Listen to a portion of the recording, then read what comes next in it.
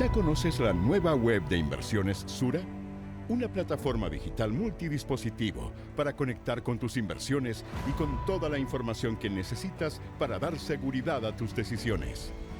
Saldos consolidados de tus inversiones locales y plataforma extranjera. Rentabilidad de tu portafolio. Operaciones y seguimiento digital en línea. Más rápida, segura y de fácil navegación. Entra a inversiones.sura.cl y vive una nueva experiencia digital de excelencia con el servicio preferente de los expertos en inversiones.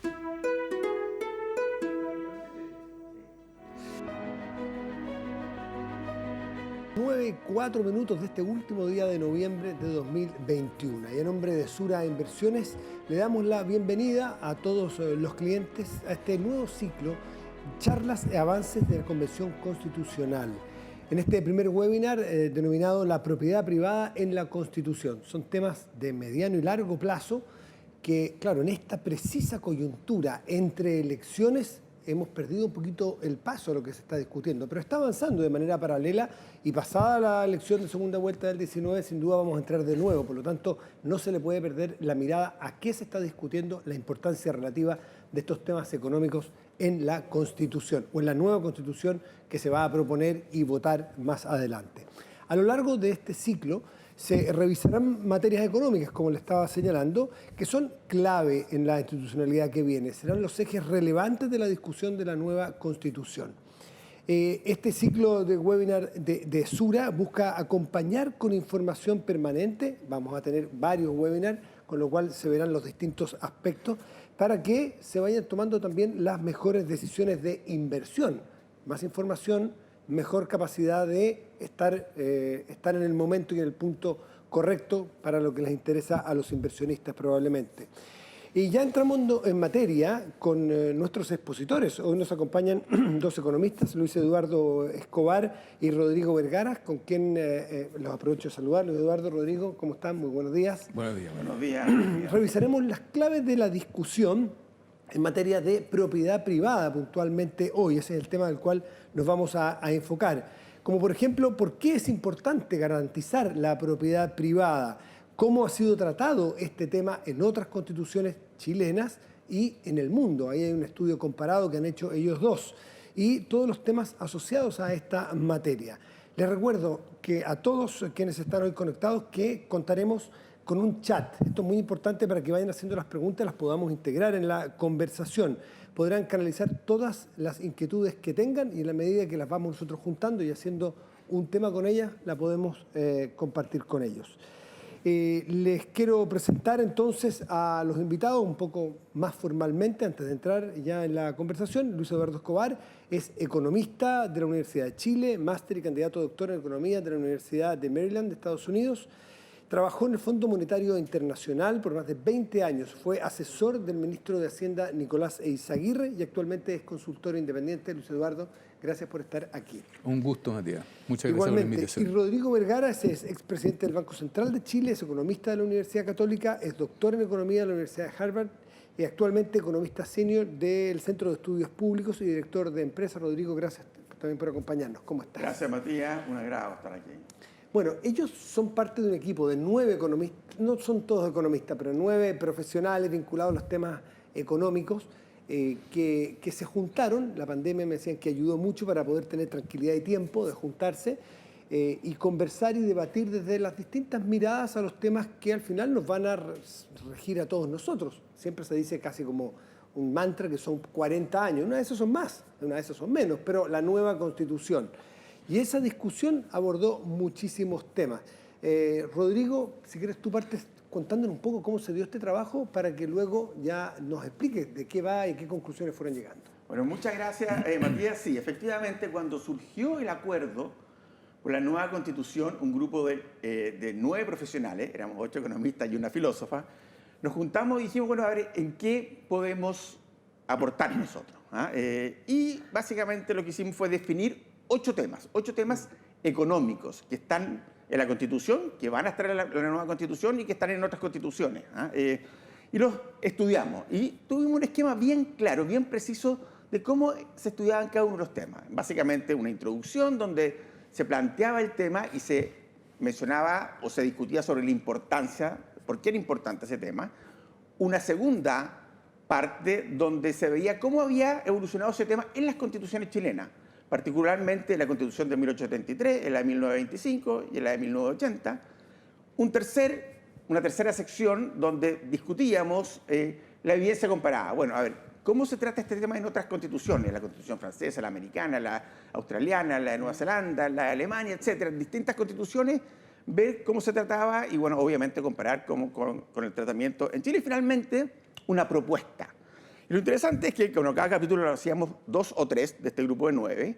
Estos 2 o 3 hacían una propuesta y después el resto de los autores decían si adherían a esa propuesta o si tenían matices o simplemente si no adherían a esa propuesta. O sea, se generaba una discusión entre nosotros. Así que fue un ejercicio muy interesante, en la cual terminó con la publicación de este libro que se llama Aspectos Económicos de la Constitución, editado por el Centro de Estudios Públicos y el Fondo de Cultura Económica, donde están esta discusión y este análisis de estos 8 temas. En un trabajo profesional, intelectual de esta materia, cuando hay puntos de discrepancia, ¿cómo se resuelve? Bueno, la idea es dejar los dos para que el lector pueda entenderlos y pueda sacar su propia conclusión. Nosotros aquí lo que hicimos fue básicamente dejarlo para que el lector sacara su propia conclusión.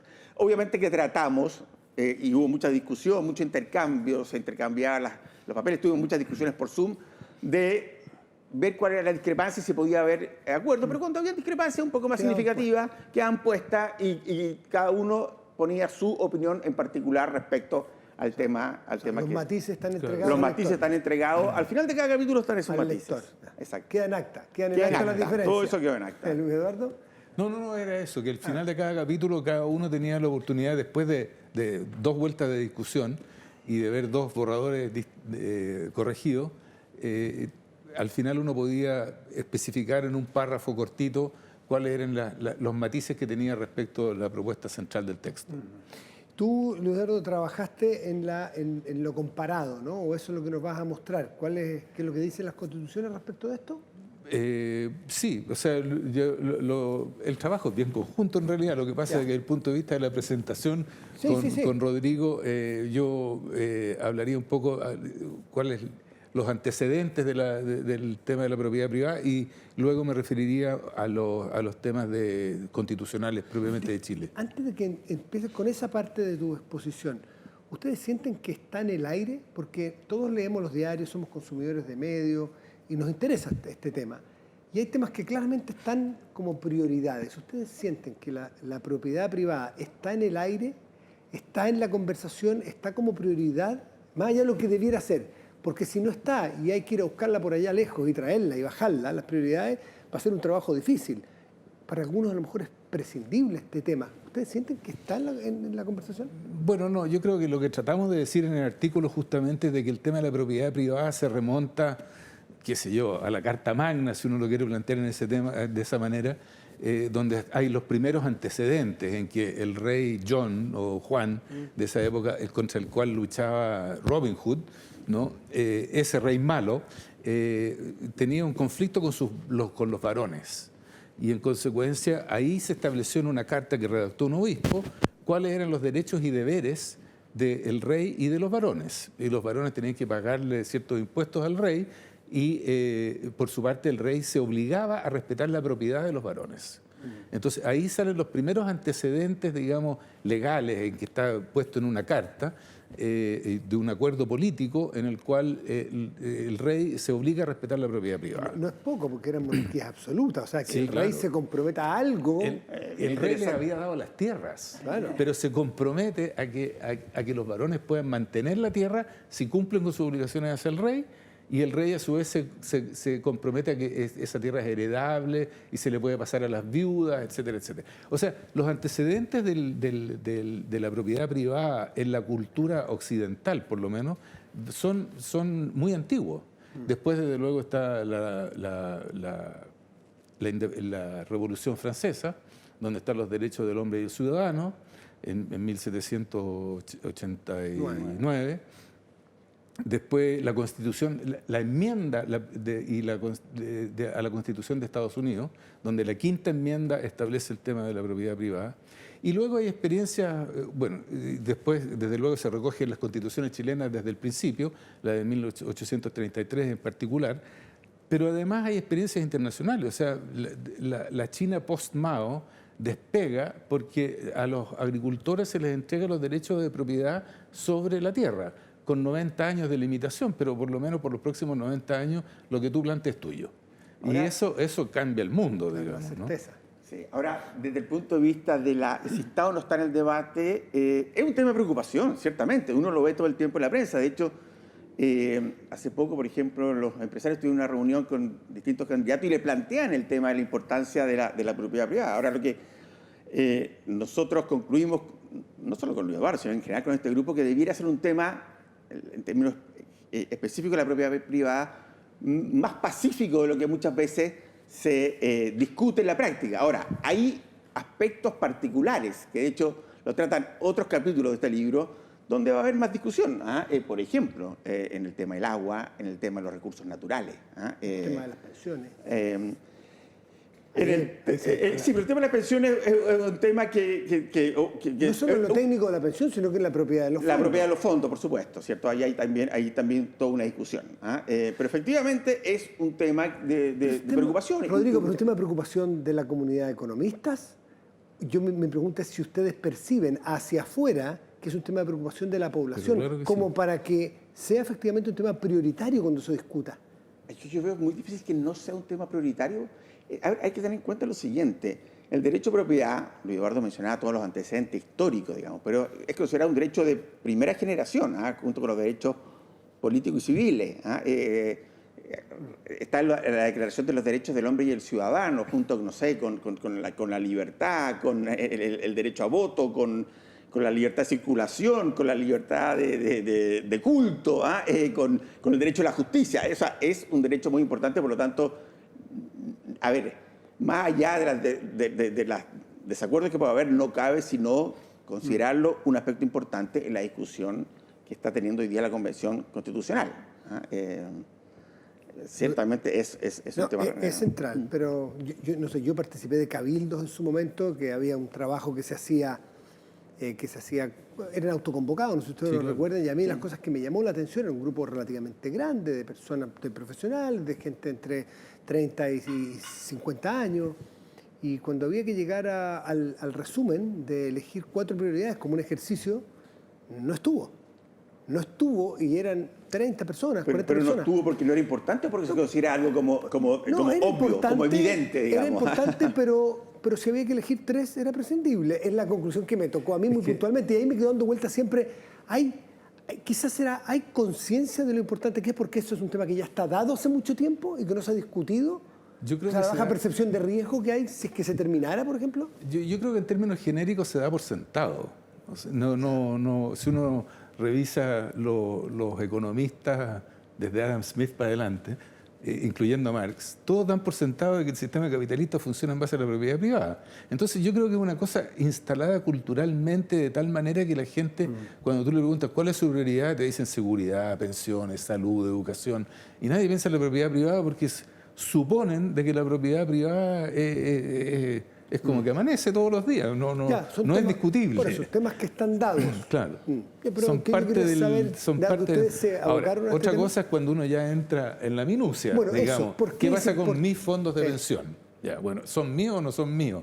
Etcétera. Ahí ya la discusión se pone más complicada, pero yo creo que en términos genéricos está asumido, digamos. Ustedes lo plantearon, y Rodrigo lo planteó como esos derechos básicos, inalienables, la justicia, culto, pensamiento, circulación.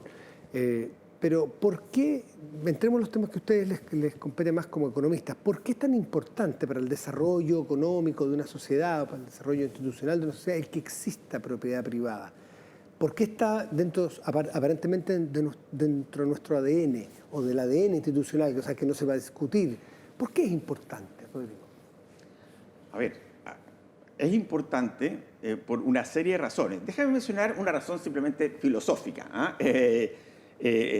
Y obviamente la razón económica es muy potente. Luis Eduardo mencionaba recientemente, la verdad es que si no hay propiedad privada, el sistema económico simplemente no funciona. Y de hecho, él en este capítulo en particular escribió algunas cosas bien específicas, por ejemplo, respecto a la China posmao, como mencionaba, o respecto a las experiencias en distintos países en desarrollo. Déjame tomar el punto de vista filosófico y citar simplemente a un filósofo, digamos, Locke, quien decía lo siguiente: el derecho a la propiedad privada es un derecho natural, fundamental para asegurar la propia vida y el goce de la libertad. Y el goce de la libertad, la propiedad privada está relacionada con la libertad. Imagínate tú que estás en un país, digamos, que tienes tu propiedad, tienes tu casa, va a ser bien específico, tienes tus cosas, y el Estado, sin más, puede llegar y decir: oiga, señor, eso no es suyo, eso ahora es mío. Y por lo tanto, usted no tiene derecho sobre eso. O sea, inmediatamente pierdes tu libertad. ¿Qué capacidad vas a tener tú de oponerte? En este caso, Locke se refería, digamos, al Estado, al soberano, etc. ¿Qué capacidad vas a tener tú de oponerte a eso? ¿Qué libertad realmente vas a tener? No solo se refiere al goce de la libertad en el sentido de tener, porque los bienes también permiten la libertad en el sentido de poder, digamos, por ejemplo, tener una habitación donde vivir, bienestar económico, sino que además el goce de la libertad. Es como una contraposición a un Estado que puede eventualmente subyugarte si tú no tienes ciertos derechos. Y uno de esos derechos es precisamente el de la propiedad privada. Pero evidentemente va mucho más allá que eso, digamos, desde el punto de vista económico. Sin propiedad privada, la verdad es que el sistema económico simplemente no funciona. ¿Y cuáles son los incentivos para invertir, por ejemplo, si tú no tienes propiedad sobre los frutos de esa inversión? Quizás Luis Eduardo nos puede ilustrar mejor. Eduardo, ¿por qué te parece que es tan importante para el funcionamiento lo que económico? se ha demostrado históricamente es que la propiedad privada genera sobre los medios de producción, digamos, porque eso es lo que importa, digamos, dentro del sistema económico en el que vivimos. Y que eso incluyendo la tierra, ¿no? Eso te genera incentivos para invertir más, y siempre y cuando tú puedas apropiarte de los resultados, o sea, quedarte con las utilidades del esfuerzo. Cuando eso no ocurre, lo que se ha visto en sociedades que han tratado de hacer cosas más cooperativas o más socialistas, digamos, donde los beneficios del esfuerzo no van directamente relacionados, no se asignan directamente a las personas, es que en realidad la producción es más ineficiente y es menor. Entonces, la experiencia de la socialización agrícola en la Unión Soviética fue un desastre. Y hubo millones de personas que se murieron de hambre, literalmente. Y lo mismo ocurría en China hasta que no se permitió el poder quedarse con los esfuerzos que hacían los campesinos. Para darte un ejemplo mucho más cercano al que aludió Rodrigo recién, Hernando de Soto escribió un libro hace 20 años atrás, más 30 años atrás, el otro camino, el otro sendero. Sí. En el otro sendero él describía lo que ocurría con los arrabales de lo que nosotros llamamos las poblaciones de Lima, en que la gente, por no tener los derechos de propiedad sobre los terrenos, no invertía en las casas.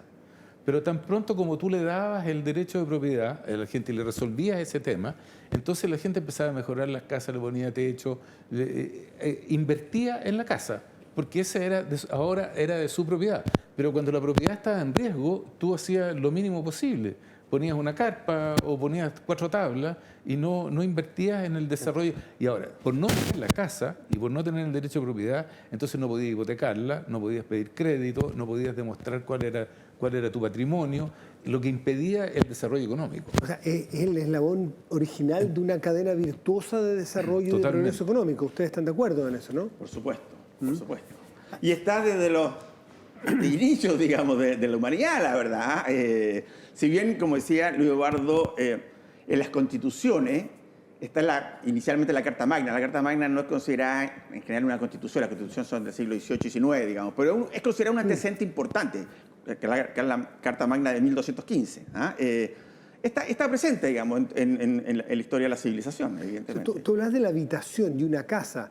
Yo imaginaba, mientras hablabas de la libertad, que si alguien no tiene su propio techo y su propio suelo, digamos, no tiene ni una posibilidad de desarrollar el resto de las cosas porque tiene que proveerse de un techo para la noche que viene, digamos. Entonces, no hay desde dónde pararse para poder hacer y desarrollar otro tipo de cosas, utilizar, qué sé yo, tus talentos para desarrollar un emprendimiento, un negocio. Y tú hablaste sobre la propiedad privada, que es clave desde que está establecido de que el fruto de mi trabajo tiene que ser para mí. Lo que no está claro, y los matices, es cuánto. Hay algunos... Por supuesto. Ahí empieza por ejemplo, en el caso de la vivienda, ya está bien, pero hay muchos países que tienen viviendas sociales y no hay mucho problema con eso. Hay gente que opta por arrendar en vez de comprar, entonces yo no tengo vivienda. Una persona puede optar legítimamente por decir, mire, ¿sabe qué más? En Europa, por ejemplo, mucha gente arrienda toda su vida, nunca compran una propiedad. Entonces, lo importante desde el punto de vista del sistema económico, básicamente, es poder tener el derecho a ser dueño de los medios de producción y quedarte con las utilidades. Quedarte con las utilidades. Eso es lo central. Pero la diferencia, en el margen habrá gente que podrá discrepar de eso, pero vamos a suponer que hay un gran consenso. El derecho que tienes a quedarte con el fruto de tu trabajo. La pregunta es ¿cuánto? Habrá algunos que creen que el 100%, mi ley creerá que es el 100%. Pero yo supongo que tú estás hablando sobre los impuestos, digamos. Supongo que estás hablando de los impuestos. Los impuestos están establecidos en la sociedad. Digamos, mucha gente los describe como simplemente el costo que hay que pagar por vivir precisamente en una sociedad, ¿cierto? Porque bueno, hay un Estado que ordena y que tiene gastos, además hay necesidades de redistribución, etcétera. Nos provee un Estado de Derecho. Correcto, digamos. Pues, hay que financiar el Estado. Hay que financiar el Estado, pero no solamente hay que financiar el Estado, sino que las redistribuciones que hace ese Estado, ¿cierto? Están también los bienes públicos, etcétera. Entonces, efectivamente, hay una proporción de los frutos de ese trabajo o de ese capital, ¿cierto?, que se lo apropia el Estado mediante los impuestos. Y eso no está en discusión. Ahora, ¿cuántos debieran ser esos impuestos? Eso evidentemente pero eso es parte de la discusión política. Claro, pero lo interesante es que cuando hablamos de impuestos, necesariamente está implícito el reconocimiento de la propiedad privada. Porque no podría haber impuestos si es que yo no tengo el fruto de mi trabajo. Pero fíjate que... Ese es un impuesto en particular, el impuesto a la renta. Claro, pero no es el caso del IVA. Si no existiera la propiedad privada de nuestro trabajo, no tendríamos que pagar impuestos porque no sería nada del fruto de nuestro trabajo nuestro. O sea, no sé si me entienden, cuando se habla de impuestos es porque ya se estableció que la propiedad privada es un punto de partida. Pero ojo, Matías, que incluso con los impuestos hay una discusión, porque también si tú pones impuestos muy elevados, si por ejemplo pones un impuesto de 90%, por ejemplo, entonces te podría perfectamente decir, ok, pero aquí está, digamos, en riesgo la propiedad privada. Claro, porque la verdad claro. que entonces, y de hecho, no sé, la Constitución en Chile dice los impuestos tienen que ser, no me acuerdo exactamente la frase, razonables o algo de esa naturaleza. ¿Cuánto finalmente son los impuestos? Yo creo que es un tema que no es constitucional, que depende del debate político, ¿cierto? Y del momento. Y del momento. Y cada coalición, no sé, los distintos sectores políticos tienen distintas preferencias respecto a cuánto debe ser la carga tributaria y eso, bueno, tendrá que definirse en el proceso político. Lo estamos viendo ahora. Lo que estamos viendo, por supuesto. Eso es central. O sea, Rodrigo mencionaba, no lo dijo de esa manera, pero un juez de la Corte Suprema de Estados Unidos en 1920 y tanto, cuando se impuso el sistema de impuesto a la renta federal por parte del gobierno federal, esa pelea política llegó hasta la Corte Suprema de Estados Unidos. Y el juez que escribió el fallo acuñó esa frase que citó Rodrigo, que es: impuestos es lo que pagas por vivir en una sociedad civilizada. Eso fue como en 1924. En 1929, cuando de repente se subieron mucho los impuestos, sobre todo al tabaco, creo que fue en esa época, entonces él dijo, el mismo juez redactó este otro fallo que dijo, pero los impuestos no pueden ser expropiatorios. Claro, y eso está reflejado también en todas nuestras constituciones. Privada, justamente. ¿No? O sea, tú no puedes usar el mecanismo de impuestos para expropiarle a la gente lo que tiene. Eso no es aceptable. La historia de la propiedad privada y la garantía de la propiedad privada en la historia constitucional chilena está establecido, está tratado en este libro, ¿no es cierto? O sea, lo que yo te decía antes es que ¿podemos ir a la lámina 5, por favor? Voy a mostrar ahí lo que se decía en 1830. Está bueno. Cuando ya lo que estaba en la Constitución francesa, lo que estaba en la Constitución de Estados Unidos, ya estaba relativamente aceptado. Esta es la del 25, ¿tú crees? La del 25, no, una más atrás. Una más atrás, la del 33. ¿Ya? Ahí en el capítulo 5 se decía textualmente: la inviolabilidad de todas las propiedades, sin distinción de las que pertenezcan a particulares o comunidades, nótese, ahí se respetaba el derecho a propiedad de las comunitarias, que se refería básicamente a los mapuches. Y sin, nótese la I, que no es, Sí, no es la Y, y latina. y sin que nadie pueda ser privado de su dominio, sino en virtud de una sentencia judicial, salvo en el caso en que la utilidad del Estado, calificada por una ley, exija el uso o la enajenación de alguna. Y después dice que además hay que indemnizar al dueño en un precio que se acuerde con el dueño, y si no hay acuerdo, entonces que lo evaluaran hombres buenos, que era la fórmula tradicional judicial que garantizaba, digamos, que gente razonable pudiera decidir cuál era el precio. O sea, esto es una excepción de cuando hay un bien superior común, se le puede expropiar, pero se le da en compensación algo del mismo valor. Correcto. Antes que siga, Eduardo, déjame interrumpirte un segundo. Es importante eso, porque mucha gente dice, bueno, ¿qué significa la propiedad privada? ¿Significa que no puede expropiarse? No, si está claramente en esa Constitución, en todas las constituciones que va a seguir citando Eduardo de Chile, y también la Constitución de la Evidencia Comparada, hay situaciones en que se puede expropiar, pero tiene que ser una expropiación bien clara, tiene que estar en la ley. Justificada. Tiene que estar en la ley.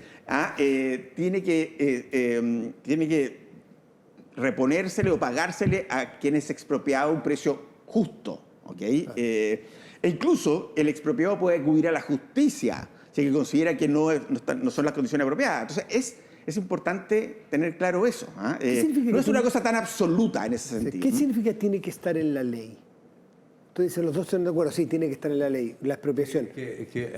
Un Congreso, en este caso, tiene que haber aprobado una ley general, porque no se trata de ir a expropiar a Matías del Río, se trata de que yo puedo expropiar terrenos, por ejemplo, para construir caminos, y eso va a afectar a todos los propietarios a lo largo del camino. No puedo afectar a una persona en particular, no puedo usarlo discriminatoriamente. Perfecto. Ya. Si quieres seguir avanzando tú en esta historia comparada. A la siguiente, que era... En la Constitución del 25, por favor. La próxima. Sí. Eso.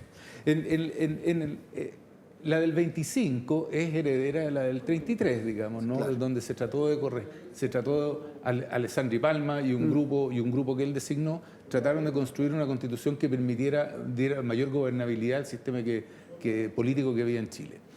Pero en el artículo 10 están señalados todos los derechos, y uno de ellos es la inviolabilidad de todas las propiedades, sin excepción alguna, ¿no?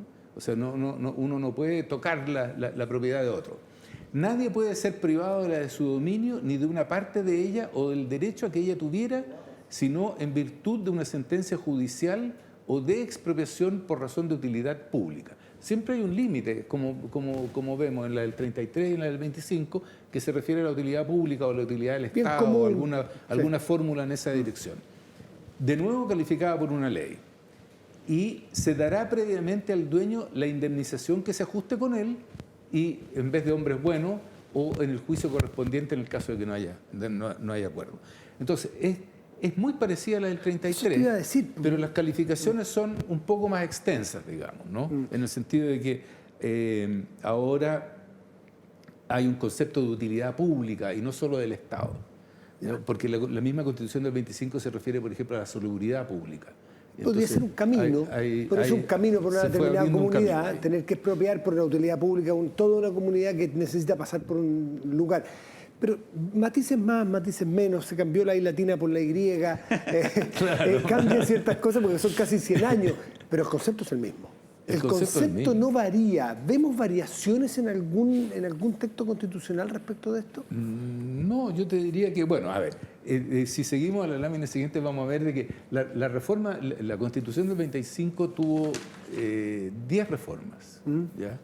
Y entonces Ahí hay en todo caso una pequeña diferencia, que el segundo párrafo. Sí, Importante, este segundo párrafo es mención. importante. El ejercicio de la propiedad está sometido a las limitaciones o reglas que exijan el mantenimiento y el progreso del orden social. O sea, se va ampliando el área, se va ampliando el área del Estado, si tú quieres, o se le van poniendo más límites a lo que se puede hacer en la propiedad privada. Y en tal sentido podrá la ley imponerle obligaciones o servidumbres de utilidad pública en favor de los intereses generales del Estado, y aquí está lo que yo mencionaba anteriormente, de la salud de los ciudadanos y de la salubridad pública, ¿no? Entonces ahí están las bases del sistema de vacunación del cual gozamos hoy día y que nos permite estar reunidos aquí sin mascarilla. Claro, porque estamos con pase de movilidad todos aquí, todas las vacunas, en fin. Sí. ¿Podemos seguir a la próxima lámina, por favor? Gracias. Entonces, esta Constitución del 25 tuvo varias reformas en lo que tiene que ver con la propiedad privada. Y hay tres que son fundamentales.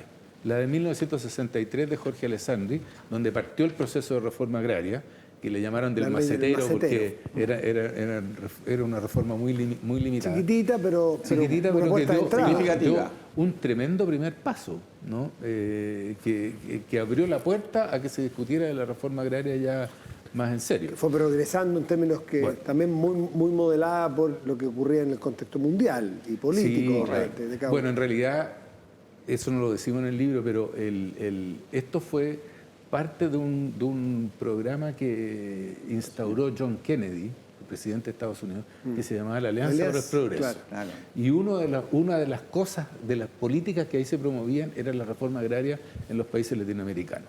Entonces Alessandri se hizo cargo de eso, digamos, en la medida que él consideró necesario. Bueno, después en 1967 Frei Montalva decidió que claramente con esa reforma agraria de Alessandri no se podía hacer los cambios que él había propuesto, y entonces hizo la reforma agraria que fue la en serio, digamos, ¿no? Y después, en 1971, hubo una nueva reforma a la Constitución, que es la de Allende, donde se declara que los recursos minerales son propiedad del Estado, ¿no?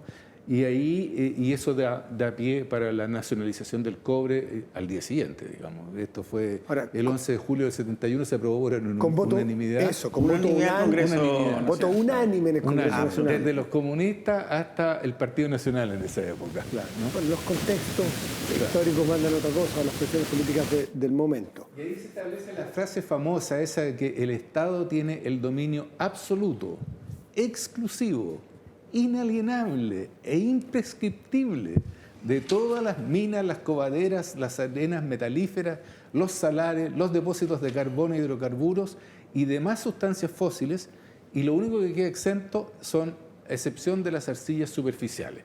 O sea, la gente de Quinchamalí puede seguir sacando arcilla para hacer lo que hacen, ¿no? Pero todo lo demás es propiedad, es del Estado.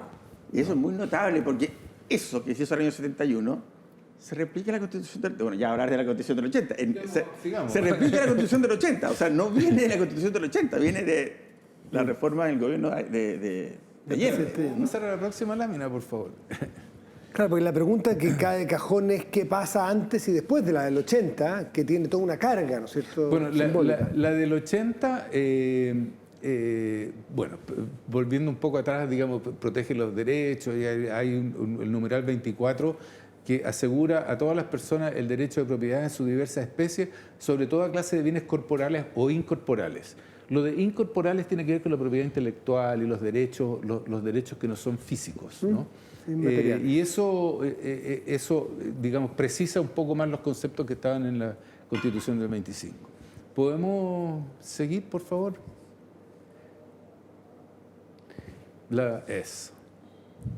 Bueno, de nuevo, el numeral 24 repite mucho de lo que está en la Constitución del 33 y la del 25. Solo la ley puede establecer el modo de adquirir la propiedad, de usar, gozar y disponer de ella, y las limitaciones y obligaciones que se deriven de su función social.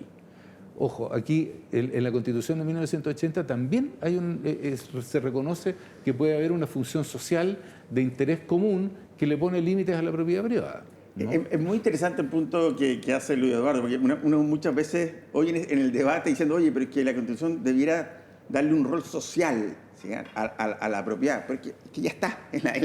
Dice efectivamente, deberían de su función social. O sea, y ya está, de hecho, la del 25. Pero interesantemente también se dice, bueno, pero también debiera darle o tener una limitación medioambiental, pero es que también la tiene. Miren lo que lo dice ahí. De los intereses generales de la nación, la seguridad nacional, la utilidad y la salubridad pública, lo que estaba ya en la del 25, y la conservación del patrimonio ambiental. Ese es un elemento nuevo, digamos, que está en la Constitución. Entonces, claro, uno puede cambiar palabras, o sea, pero está hoy día en la Constitución notablemente ese tema. Hay dos elementos nuevos. Uno, la seguridad nacional, que en cierto modo uno puede decir que está incluida en la de 1833, porque en 1833 había muchos conflictos armados. Entonces, en la Constitución del 33 se regula bastante cuáles son los derechos del Estado respecto del uso de la tierra de la propiedad privada. Pero se recupera lo de seguridad nacional de alguna manera y se le agrega esto de la conservación del patrimonio ambiental, que obviamente era un tema más emergente, de los 60, 70, era un tema emergente. O sea, la propiedad privada, por lo visto, es una constante. Lo que puede cambiar es cómo la limitas y por qué, cómo justificas esas limitaciones. Y se van incorporando cosas propias de los tiempos, como ahí emerge un tema que es bien notable, que el 80 se está hablando del tema ambiental, que hoy día es tema central. Claro. Pero ya el 80 nos creemos muy innovadores. Nos creemos muy innovadores, decimos, este es el tema de hoy. No, el 80 por lo propio se está allí consagrado, probablemente porque ya venía la discusión de hace un buen rato. Porque para algunos la propiedad privada es depredadora de los bienes, y de los bienes que son en teoría comunes, ¿no es cierto?, que están sobre la tierra. ¿Cómo se puede limitar, Rodrigo, eso? ¿Cómo ves tú que va a estar la discusión puesta ahora? Bueno, hoy día va a ser una discusión. En ese entonces la verdad es que es bien notable que esté, pero la verdad es que no había una gran discusión del tema medioambiental. Hoy día yo creo que va a ser una discusión bastante más significativa, y va a estar no solo aquí, sino que también en otras partes de la Constitución, probablemente el tema medioambiental. Ahora, lo que decía yo un poco antes, más allá, en el caso de la propiedad privada, más allá de darle esta limitación por el tema del medio ambiente, que ya está puesta, más allá de la forma como uno lo redacte, en el fondo ya de alguna forma está incorporada. No va a ser algo nuevo. Creo que la discusión probablemente la discusión más fuerte va a ir en los temas medioambientales a otras áreas, o va a tomar otras dimensiones. Hoy día uno ve posiciones bastante distintas, así que no sé exactamente cómo va a ir. Hay algunas posiciones que uno puede pensar que son bastante extremas, digamos, en esta materia. Pero definitivamente lo interesante es que ya está en la Constitución, y notablemente, después vamos a hablar, supongo, un poquito de la evidencia comparada. No es algo que esté en muchas constituciones. Por lo menos en las constituciones de esa época. Sí. Eduardo. No, es bien notable porque, claro, ya había alguna discusión ambiental, estaban los informes del Club de Roma, ¿te acuerdas? Que el año 2000 no iba a haber petróleo en el mundo. Esa fue una de las proyecciones que hizo el Club de Roma en esa época. Entonces, sí, efectivamente había una cierta discusión en el ambiente, pero hoy día es de otro nivel. Hoy día, de lo que estamos hablando, yo creo que parte de la discusión de fondo en la Constituyente va a tener que ver si acaso la naturaleza per se tiene derechos o no. O sea, si los ríos tienen derechos como en Colombia, como en Ecuador. Y esa discusión, van a tener que decirle a los constituyentes. Porque los derechos no solo son de las personas. Claro, es una discusión bien de fondo, bien filosófica. Y eso va mucho más allá de la típica, otro gran tema que nosotros tratamos en el libro, el tema de los derechos sociales, ¿cierto? Por eso son derechos de las personas. Aquí estamos hablando de un tema distinto. Así que sí, o sea, uno ve que en la Convención es una discusión muy significativa.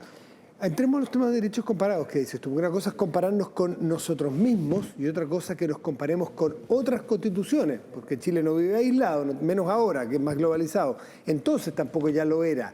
Rodrigo, ¿qué podemos aprender de otras constituciones en estos derechos de propiedad privada comparadamente? A ver, si me permiten, vamos a la lámina 12, por favor. En el libro tenemos mucho más de lo que yo voy a mencionar aquí, no puedo citarla toda, pero en el libro tenemos mucho más países. Aquí déjame mencionar algunos. En Francia, bueno, ya mencionamos la Declaración de los Derechos del Hombre y el Ciudadano, y además está plasmada en la Constitución del 58. Ya lo mencionó Luis Eduardo, así que no lo voy a repetir. En Estados Unidos, en la Quinta Enmienda, que es un poco después de la Constitución, o sea, también en el siglo XVIII, dice, básicamente, ni se le privará de la libertad o de la propiedad sin el debido proceso judicial.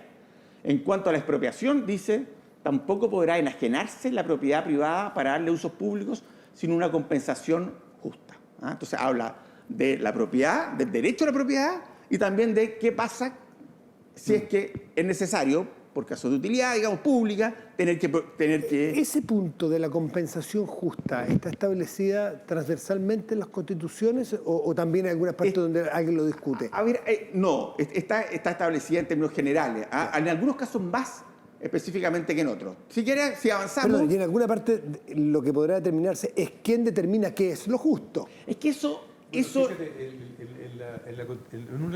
en la modificación de Tienes que usar el micrófono. Está fallando mi micrófono para explicarle a la audiencia. Dos micrófonos, que es distinto. Generalmente me retan por hablar muy fuerte. En la reforma de la Constitución del 25 de 1967 se hizo un cambio muy importante, que era que anteriormente el pago era previo a que el Estado se hiciera cargo de la propiedad. Y el 67 se permitió que bajo ciertas condiciones el pago pudiera ser postergado. En la Constitución de 1980 se vuelve a la fórmula tradicional de que el pago es previo. Bueno, en general, en las constituciones... Lo que se hizo, por ejemplo, que fue la expropiación... Se pagó con bonos. Los bonos, o sea, no se pagó antes, sino los bonos que se Cora, estableció... ¿te acuerdas? Claro, se establecieron cuotas de pago. Que se lo comió la inflación y todas esas cosas que se... Pero podemos seguir, porque tú estás... Sigamos con la evidencia comparada. La Carta Magna de 1215 dice: ningún hombre libre, y eso es interesante, la historia que ya contaba Eduardo, así que no la voy a repetir, podrá ser detenido o encarcelado o privado de sus derechos o de sus bienes, sino en virtud de sentencia judicial de sus pares o por ley del reino. 1215. Alemania, que es lo que dice la Constitución hoy día, está en el artículo 14.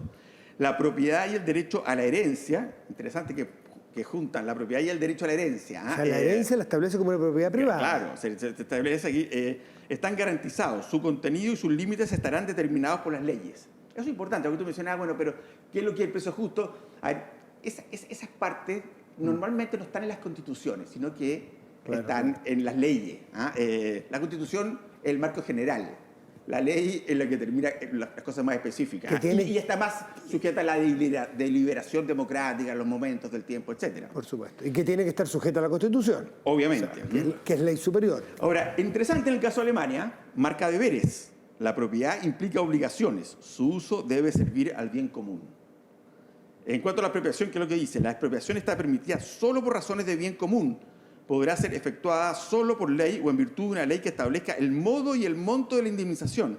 La indemnización se fijará considerando en forma equitativa los intereses de la comunidad y de los afectados. En caso de discrepancia sobre el monto de la indemnización, quedará abierta la vía judicial ante los tribunales ordinarios. O sea, una compensación justa, y si tú no estás de acuerdo, consideras que no ha sido tratado justamente, puedes acudir a los tribunales. Es que solamente se puede establecer los matices de justicia cuando está a su vez establecida la compensación.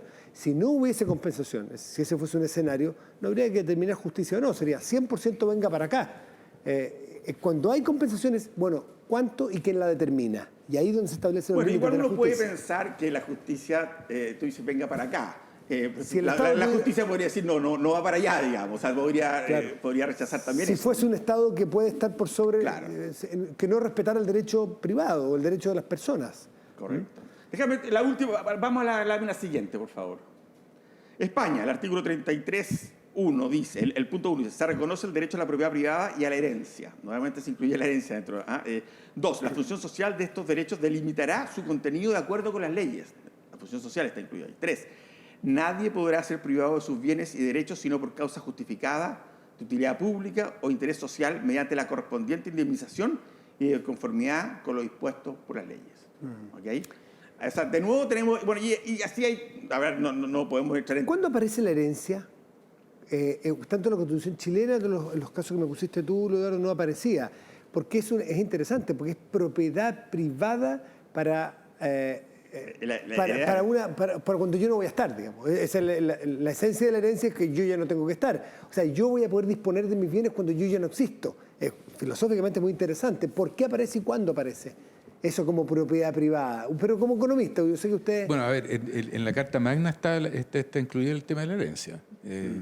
1215. Ahí está. Sí, acuerdo que lo leyó ahí está, sí. ya, qué bueno, 1215 ya. O sea, Ahí ya antiguo. está incluido el tema de la herencia. Yo creo que en Chile está basado en la Constitución del 80, repite el uso, goce y disposición. Y yo creo que la herencia está incluida en el concepto de disposición.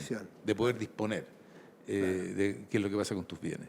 Entonces, pero más allá del ciclo vital. Pero en el texto constitucional que yo recuerde, en la parte de los derechos por lo menos, no se habla de herencia. No está la herencia. Ahora, interesantemente, en la discusión que tuvimos en el grupo, los 9, en general en este tema estuvimos de acuerdo, ¿cierto? Es un tema que 7 estuvieron de acuerdo y 2 personas hicieron un matiz. Y recuerdo específicamente, si no me equivoco, Silvia Izaguirre dijo yo creo que debiera además incorporarse explícitamente la herencia como parte de este capítulo. Ella quería que se incluyera la herencia y las donaciones, porque dice que las leyes chilenas son demasiado restrictivas sobre herencia, porque te deja un 25% de libre disposición, y las donaciones que están sujetas a una serie de reglas que las dificultan según ella. Hay toda una Entonces uno debiera poder, según Silvia, disponer de tu patrimonio para poder donarlo como quieras, básicamente. La pregunta es si es que debiera estar en la Constitución o no, digamos, o debería ser parte de la ley. Pero eso es claro, pero interesante, ese tema salió como parte de la discusión en que fue un tema relativamente pacífico, digamos así. Es curioso lo que mencionas tú de la herencia y el 25% de libre disposición, porque claro, se me reconoce la propiedad, pero no la disposición de ella 100%. Entonces, ¿de qué propiedad estamos hablando cuando yo no puedo decir si me quiero comprar un perrito o un gato, digamos? No puedo. ¿Te fijas? O sea, si es propiedad privada, bueno, yo puedo disponer, siempre que no vulnere el bien común, disponer de esos bienes. De eso se trata la propiedad privada. Bueno, vulneraría solo el bien de tu heredero. De tu heredero, sí. Bueno, hay países lo que pasa es que puede servir para discriminar de una manera... O sea, yo creo que existe en Chile esto porque el legislador decidió de que si no se podía discriminar entre los hijos, lo cual era bastante complicado. No, o simplemente dejar afuera, eventualmente, digamos, a los hijos o algo. Pero hay países que no lo tienen, O sea, hay países cuyas leyes son distintas. ¿Cuántas veces hemos oído ahí en la prensa de alguien que le dejó todo, no sé, al gato, cosas de ese estilo? Sí.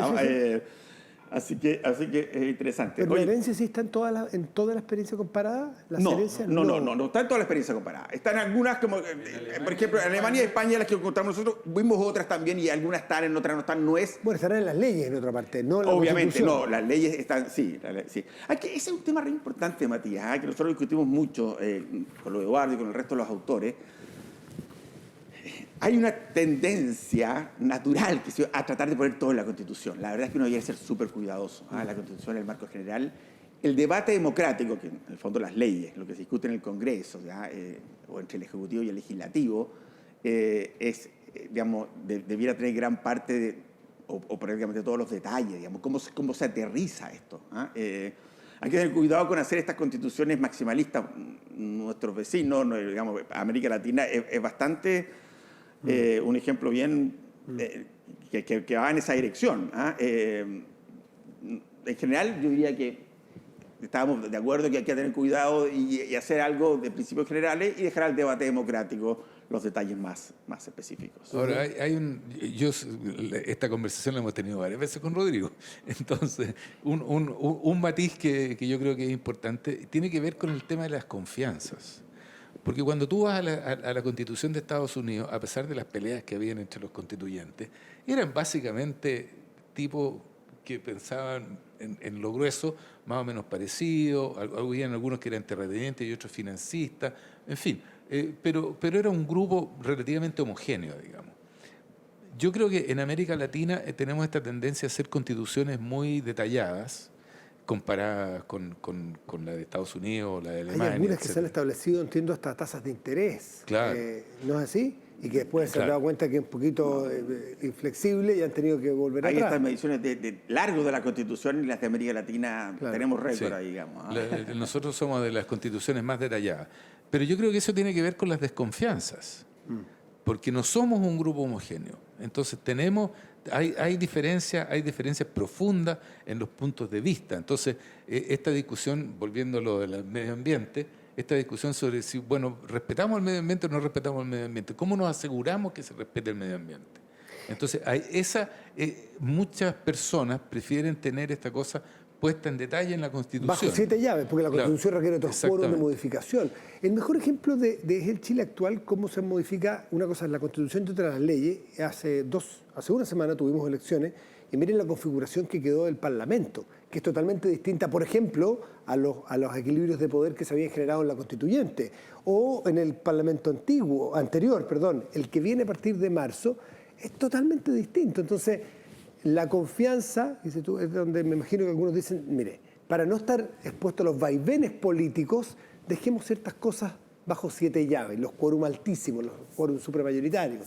No, sí, es que las constituciones obviamente tienen quórum especial y cosas de ese estilo. Sí, digamos, toda la discusión es cuánto debiera estar ahí en la Constitución. Y es cierto, si hay mucha desconfianza, yo quiero tratar de tener todo, pero tratar de tener todo me produce inflexibilidades. Me produce porque los quórums son más altos, entonces si yo quiero cambiar algo porque los tiempos han cambiado, porque las preferencias de la sociedad han cambiado, se hace más difícil.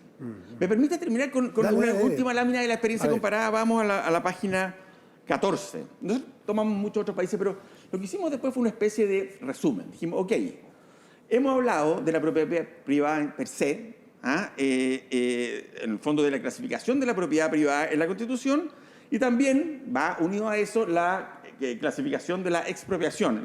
No sé si está la lámina 14 por ahí, si la pueden poner. Ahí la van a poner. Ahí la van a poner, ya, ok. No quiero entrar en detalle porque sería demasiado tiempo, pero básicamente tomamos una serie de países, no están todos evidentemente, y dijimos, ok, ¿cómo podemos clasificar lo que dicen las constituciones sobre la expropiación? Y es interesante porque, bueno, pusimos 0 en aquellos países en que no está directamente la Constitución, que son algunos países anglosajones que tienen constituciones muy minimalistas, digamos, pero que pueden estar en algún otro texto, porque notablemente, por ejemplo, en Nueva Zelanda no está en la Constitución, pero está en el Bill of Rights, que tiene rango constitucional, pero está en la expropiación. O sea, de alguna forma igual está en otros cuerpos. Entonces, por ejemplo, países que tienen un 1, como Estados Unidos, ahí son países en que básicamente está la Constitución.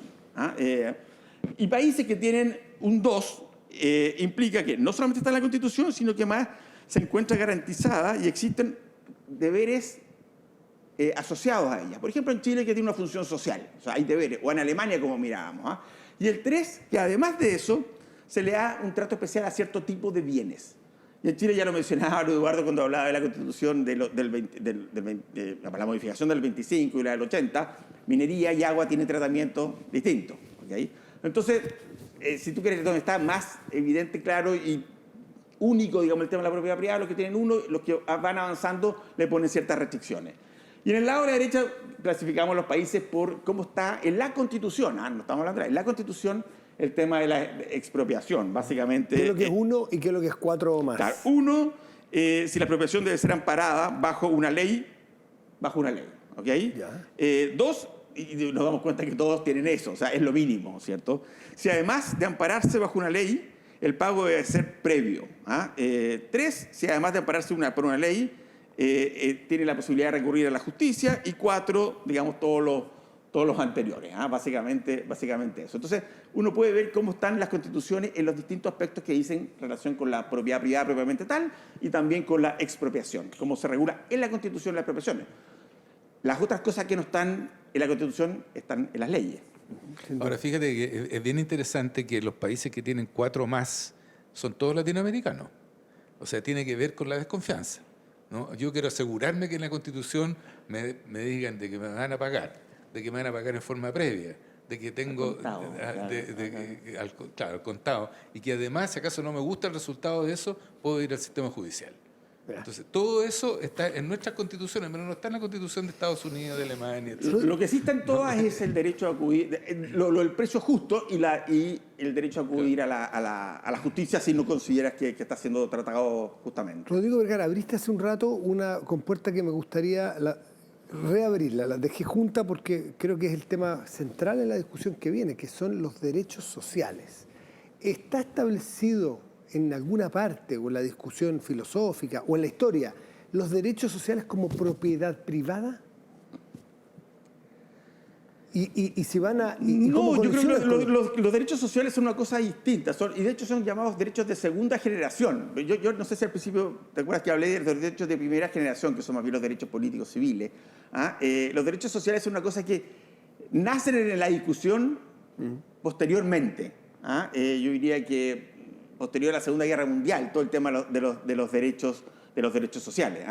Y de hecho está la Declaración de las Naciones Unidas y muchos otros organismos que hablan de esto y se van expandiendo a través del tiempo. Hoy día hablamos de ciertos derechos de los cuales no se hablaba hace décadas atrás. A todo esto es importante mencionar que en el libro hay un capítulo específico sobre derechos sociales y que hace toda esta discusión histórica y filosófica de cómo van evolucionando los derechos a través del tiempo y también una comparación, qué derechos tienen las distintas constituciones. Y nuevamente llegamos un poco a lo que decía Luis Eduardo.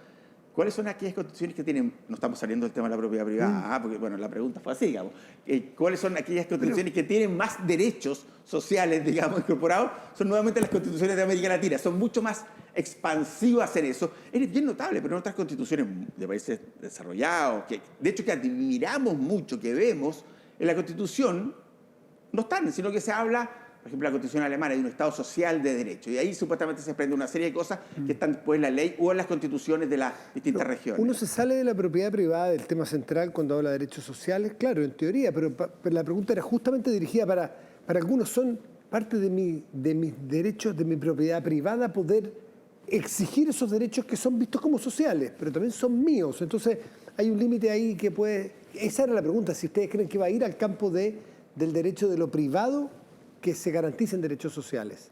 Si esa va a ser o no parte de la discusión. A ver, fíjate, en el caso chileno, si uno vuelve a la Constitución de 1925, la salubridad y la salud están mencionadas como dentro de los elementos de los cuales el Estado se tiene que hacer cargo.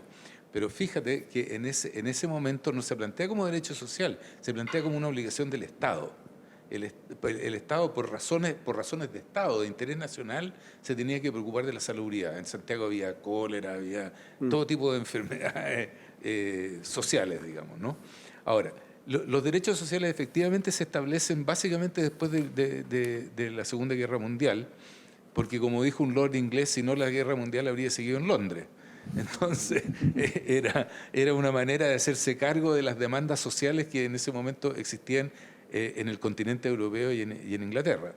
Ahora, solo recientemente, por ejemplo, han empezado a aparecer en las declaraciones de derechos de las Naciones Unidas el derecho al acceso al agua, a la vivienda, la salud. Eso estuvo desde 1948. Pero se ha ido expandiendo. Ahora, yo creo que no se conciben como derechos privados, en el sentido de que yo no tengo mi médico propio, ni mi hospital propio, ni me abastezco de medicina. Pero mi punto era, ¿cómo lo puedo exigir en tanto un derecho privado? El tema es, y esa es una discusión constitucional muy fundamental, o sea, ¿en qué medida son exigibles? ¿Ya? Eso. Pasa a ser un derecho privado, al final. Si yo lo puedo exigir como individuo, entonces, aunque esté establecido como social, si lo puedo exigir como individuo, de alguna manera es un derecho privado, una propiedad mía. Pero yo creo que hay que separar los temas, porque son temas, yo creo que son temas separables, y son temas distintos, que uno tiene que tratarlos, creo yo, de forma distinta, porque si no empieza a mezclar todo. Es súper importante lo que mencionaste, de nuevo, nos salimos del tema de la propiedad privada, digamos, pero la exigibilidad es probablemente los temas más importantes cuando hablamos de derechos sociales. Ese es un cosa tema que nos preocupa mucho a los economistas. Claro, porque la verdad es que yo puedo poner 200 derechos sociales en la Constitución, digamos, y puedo poner su exigibilidad total y pierdo el control del presupuesto. Algo de eso pasó en el caso colombiano, que luego tuvieron que de alguna forma retroceder y por lo menos incorporar el tema de la responsabilidad fiscal también en la misma Constitución. Pero es un tema interesante Distinto. que está en el libro, pero es distinto, yo diría. Han llegado algunas preguntas que me gustaría compartir con ustedes. Por ejemplo, aquí hay una que dice, considerando la importancia de la propiedad privada, que ya que han descrito ustedes de manera comparada también y en su concepto filosófico, ¿creen que realmente la nueva Constitución podría cambiar esencialmente el derecho de propiedad? ¿Hay espacio para ese cambio, Rodrigo?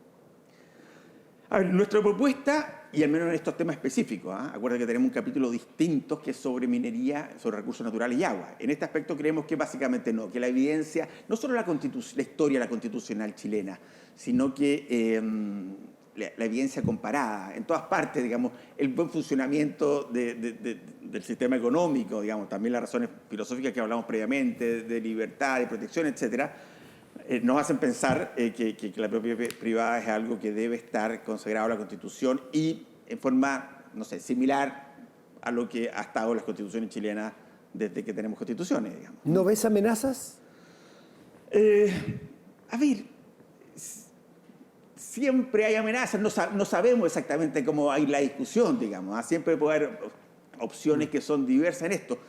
Yo, por lo que he oído hablar, algunos de los constitucionalistas, y no estoy hablando de la mayoría, sino que algunos de los constitucionalistas de distintos, digamos, de distintas partes del espectro psicopolítica, es que la propiedad privada, en lo que estamos refiriéndonos ahora, no debiera ser algo de gran discusión y debiera estar, insisto, muy parecido a como está hoy día la Constitución.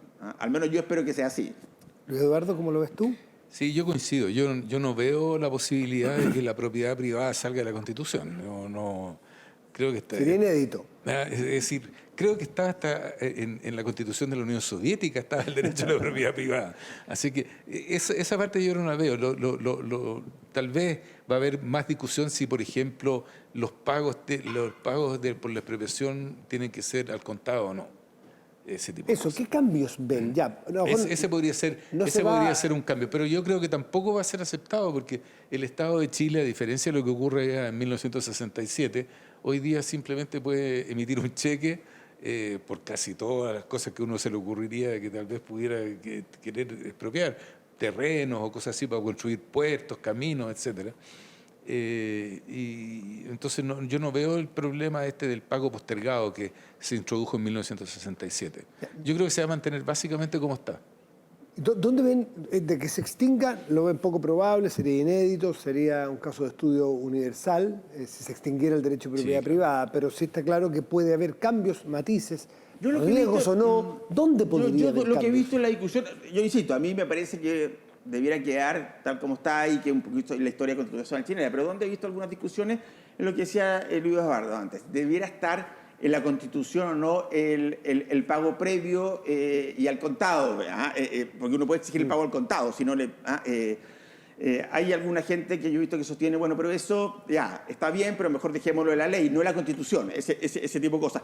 No he visto a nadie diciendo que no tenga que ser por una ley, porque la verdad es que la expropiación es natural, si no sería demasiado arbitrario, si no tendríamos un Estado con una arbitrariedad absoluta. O sea, tiene que ser por una ley, no he visto mayor discusión en eso, y tampoco he visto mayor discusión en el sentido que el afectado puede acudir a la justicia. Sí he visto una discusión respecto al tema de la función social, que está en la Constitución. Entonces uno dice, bueno, pero podría haber una reacción diferente. La Constitución de Bachelet, si no me equivoco, Luis Eduardo, corrígeme, habla bien porque la Constitución actual habla de la función social, habla de bien público, de alguna cosa, menciona la palabra público, algún tipo de reacción en ese Interés sentido. público. Claro, una cosa o tiene que estar sujeto al bien público, una cosa como esa naturaleza. Y también en el tema medioambiental, yo he visto y he conversado con algunos convencionales que dicen que tiene que estar más presente el tema ambiental. Está hoy, pero a lo mejor hay alguna reacción que cambie en ese sentido. No creo que el fondo, pero... De hecho, la cosa ambiental está no solo ahí en la parte de la propiedad privada, sino que también en los derechos de las personas. Uno tiene el derecho a vivir en un ambiente libre de contaminación. Ahora, que no lo respetamos, no lo respetamos, pero está en la Constitución. Dudoso que se, claro. No, Ahora, mirar aquí el horizonte yo de creo esta ciudad. que en el último tiempo se ha hablado menos de el interés público y más de la función social. Digamos, de la Segunda Guerra Mundial en adelante parece haber habido un cambio en ese sentido. Ahora, me gustaría aprovechar su expertise como economista y la relación de la discusión actual con de la propiedad privada y el respeto y la no vulneración con los incentivos a la inversión y con los incentivos al progreso económico. ¿Cuáles son los límites hasta donde se puede jugar hoy día o se puede mover sin que estos sean afectados? Perdón, quiero decirla, pero sin que sea afectado, ¿qué cosa la...? Que sea afectada la posibilidad del incentivo a que haya inversión, que haya progreso y que haya crecimiento económico. Que al final es lo que ustedes estudian como economistas. Yo creo que en términos generales, básicamente que exista la capacidad, o la propiedad privada, que significa la posibilidad de apropiarse de los frutos del trabajo o de la rentabilidad del capital que uno tiene, digamos. Ese básicamente es lo que mantiene el sistema andando. Ahora, eso con las limitaciones que dice la propia Constitución, digamos, limitados por su función social.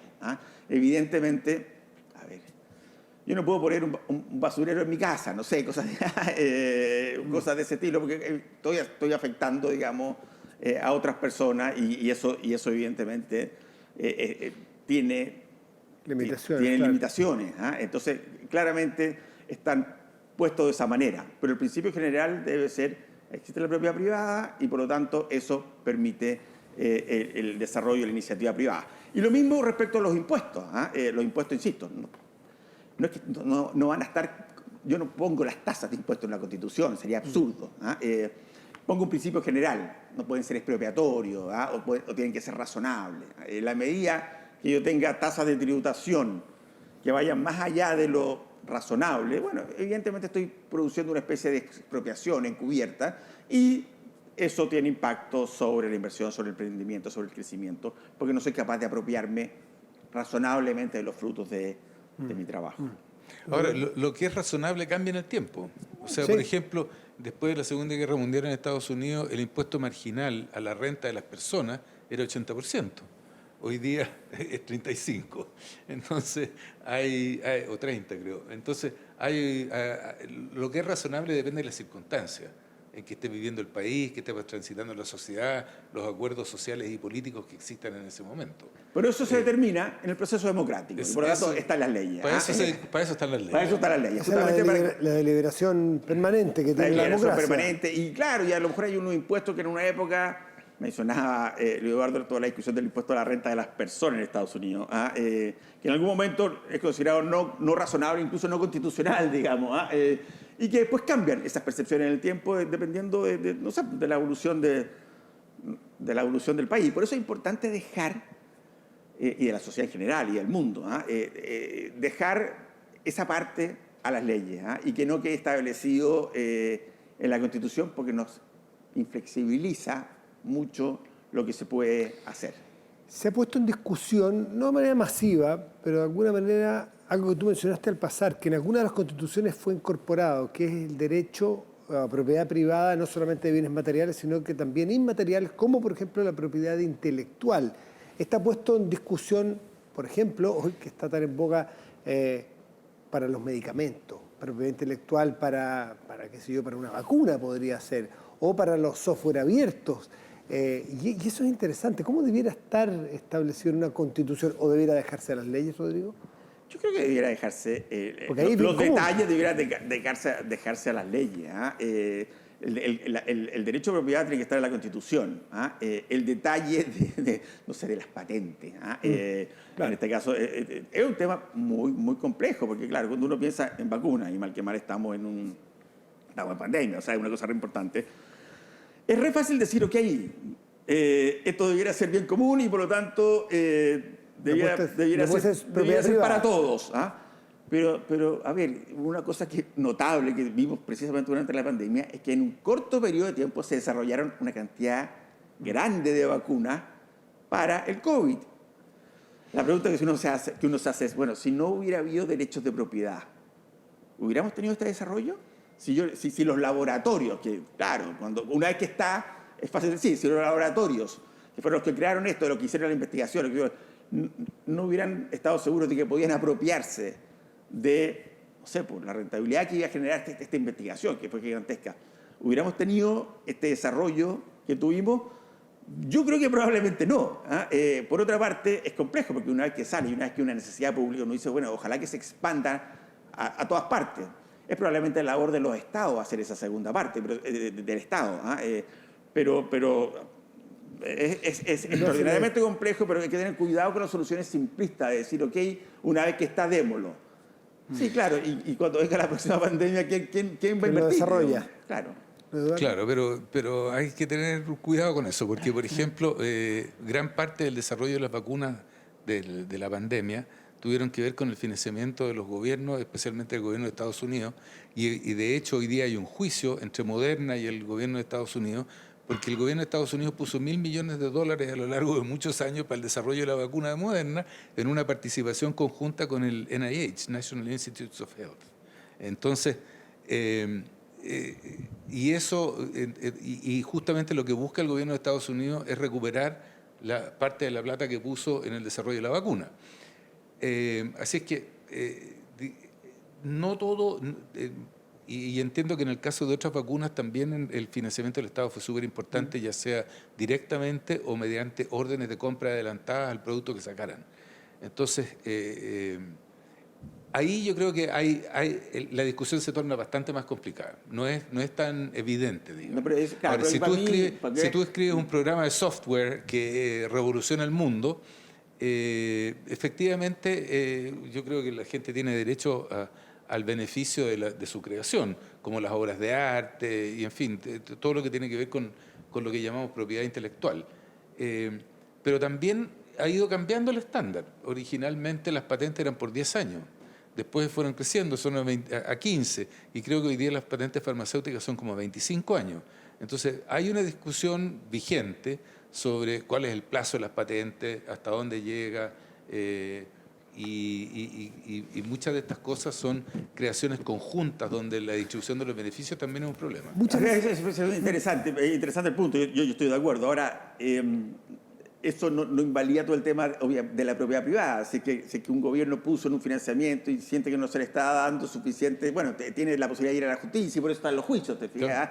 Pero eso evidentemente no invalida todo el tema de la propiedad. Y cuánto debieran durar las patentes es una discusión enorme y obviamente que es muy importante, que también, obviamente, naturalmente debiera ser finalmente dejar el proceso democrático, la elección democrática más allá de la Constitución. Pero ciertamente son temas complejos, importantes, y hay mucha literatura al respecto. Probablemente todas las generaciones creen que están viviendo un antes y un después, y que le tocó a uno ser el testigo del cambio del mundo. Millones de años, pero justo me tocó a nosotros. Es parte de la arrogancia quizás del ser humano. Hasta ahora todas estas discusiones y matices se dan desde el punto de vista ideológico. Pero hoy día claramente, estamos cayendo en esa misma arrogancia, estamos en un cambio generacional de comprensión del mundo. Entonces, ¿cómo creen ustedes que va a afectar este cambio generacional? Hablábamos antes sobre el tema de las identidades, por ejemplo, que es un cambio bien importante de entender la forma en que operamos. ¿Cómo creen que este cambio generacional va a operar en la discusión de los temas de propiedad privada en la Constitución, Luis Eduardo? Hay una generación que entró con fuerza, ¿no? Sí, claro. Además, no solo entró una nueva generación, sino que además por primera vez están representados los pueblos originarios en la discusión constitucional, que tienen una mirada del mundo que es distinta a la del mundo occidental. Entonces, efectivamente, yo creo que la discusión va a ser bien ardua, y yo sospecho de que va a tener mucho de social la nueva Constitución, los derechos sociales, lo que hablábamos antes, pero también va a tener mucho más respeto por los derechos individuales, digamos, en el sentido de que yo soy una persona que hago lo que quiera mientras no moleste a los demás, digamos. Tus derechos terminan donde empiezan los míos, y en consecuencia va a haber más espacio para la diversidad. constitucionalmente garantizada. Pero hay una irrupción de una comprensión nueva del mundo por la generación, yo creo que más que por la generación es por la irrupción de la tecnología. Pero yo creo, fíjate, que pasa lo siguiente, es cierto, hay una generación nueva, la tecnología ha cambiado, evidentemente, y eso produce cambio importante, pero una de las cosas que yo veo muy fuerte en las generaciones más jóvenes es digamos, el deseo de emprender, de hacer cosas por su cuenta, digamos, de hacer cosas diferentes, de buscar nuevos horizontes. Y yo veo difícil, a lo mejor nos han hecho la pregunta, eso es una cosa, pero yo veo difícil que esa generación cuestione la propiedad privada, o de alguna forma cuestione que, ok, yo voy a hacer mi emprendimiento, pero lo que yo haga no me va a beneficiar a mí, o no va a ser mío, sino que va a ser a lo mejor de otro, o del Estado, ¿no? Lo veo difícil que ese cambio generacional en la práctica implique un cambio en la concepción de propiedad privada. Más aún, creo que al revés, probablemente lo va a fortalecer. Cambio en otras cosas, lo que decía Eduardo, yo estoy de acuerdo, en derechos sociales y todo ese tipo de cosas, de acuerdo, pero en esto de apropiarse, si quiero, de los frutos de mi emprendimiento, es difícil. O al menos de una buena parte de ellos. De una buena parte. Sí. A ver, obviamente, los impuestos son lo que tenemos que pagar por vivir en una sociedad civilizada, pero eso es natural, digamos. Pero una buena parte que yo me lo pueda apropiar, eso creo que no está en duda en esta nueva generación. Ya, o sea, no se va a producir un cambio aquí cuántico en cuanto a que ahora sí que es distinto el concepto de propiedad privada. ¿No lo ven ustedes? Yo no lo veo por ningún lado. Ya. Bueno, yo les quiero agradecer esta conversación. Préstame un poquito el libro, mostrar dónde pueden adquirir los libros para que les entusiasmaron conseguirle. ¿Ustedes esbozaron alguno de los capítulos? Cualquier librería debiera estar. Aquí está cámara 2, entonces son 9 economistas, no solo Luis Eduardo y Rodrigo, también participa, por lo que estuve viendo, Andrea Repeto, Rodrigo Valdés, Sebastián Claro, Silvia Izaguirre, a ver si ustedes me ayudan con algunos otros, Jorge Rodríguez también participó. Claudio Sangüesa. Exactamente, Claudio Sangüesa y no sé Pablo Correa. Y no se nos queda nadie, porque ahí creo que ya están los 9. Sí. Este estudio, entonces, del Centro de Estudios Públicos, que es editado también por el Fondo de Cultura Económica. Luis Eduardo y Rodrigo, les queremos agradecer a nombre de Sura esta conversación que va a ser el principio de otras conversaciones. Hoy fue el derecho a la propiedad privada, pero luego serán otros temas de conversación que les podrán interesar a ustedes en vista a una discusión, insisto, hoy día estamos muy dentro de la segunda vuelta. Esto es lo urgente y lo importante, pero lo importante de largo plazo será seguro cómo hacemos la arquitectura constitucional del Chile que viene. Y decirles que hay una noticia que Sura quiere compartir con ustedes, que estas conversaciones se está trabajando para levantarlas todo en un sitio web especial para poder ir revisándolas con tiempo y con más detalles. Y al finalizar lo recomendamos y le pedimos que respondan una encuesta de satisfacción que verán ustedes a continuación en sus pantallas. A nombre de Sura les agradecemos, nos despedimos nuevamente. Luis Eduardo y Rodrigo, gracias por estar aquí con nosotros. Gracias, Matías. Muchas gracias, Matías, a ti y a Sura por invitarnos. Que estén muy bien, hasta la próxima. Gracias. Gracias.